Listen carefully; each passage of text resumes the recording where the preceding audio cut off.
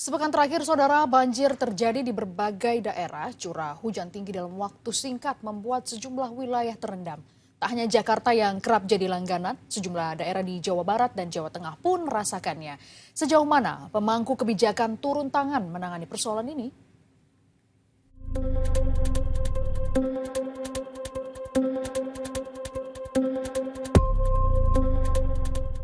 Pulau Jawa kembali menjadi sorotan. Tak lagi soal setengah populasi penduduk Indonesia yang bermukim di sana, tapi ini soal banjir yang melanda membuat ratusan ribu penduduknya terdampak.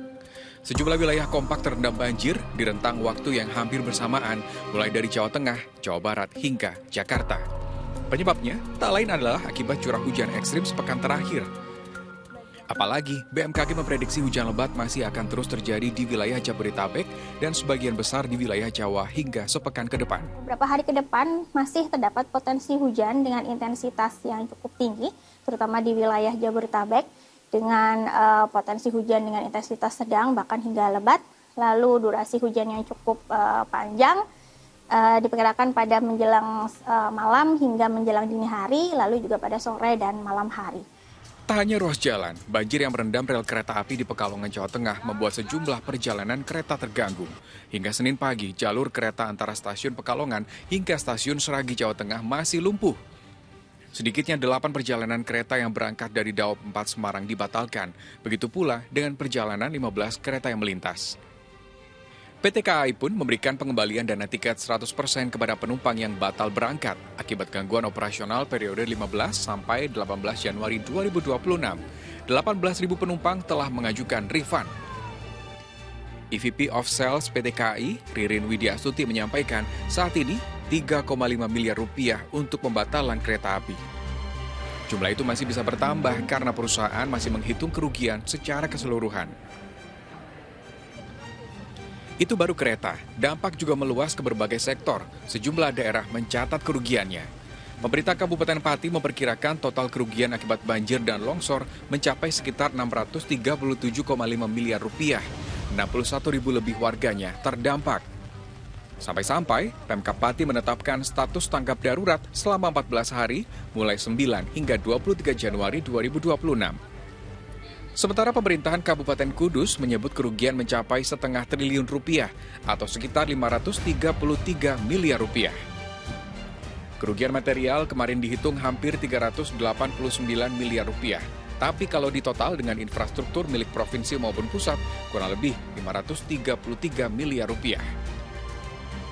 Fenomena banjir ini mendapat atensi khusus dari Presiden Prabowo Subianto. Secara khusus, ia memberi beberapa arahan. Dan Bapak Presiden langsung memerintahkan kepada kita untuk seluruh jajaran untuk sekali lagi pertama-tama tentunya penanganan secepat-cepatnya yang berkenaan dengan menimbulkan korban dari setiap kejadian. Yang kedua, dalam forum tersebut juga Bapak Presiden kembali menekankan bahwa meminta kepada Pak Mendagri untuk kita secepatnya melakukan identifikasi terhadap titik-titik, wilayah-wilayah, zona-zona yang memang karena kondisi curah hujan itu akan berpotensi terjadinya banjir atau terjadinya rob atau terjadinya genangan-genangan. Gubernur Jakarta Pramono Anung juga menegaskan operasi modifikasi cuaca tetap perlu dilakukan meski Jakarta terus dilanda banjir.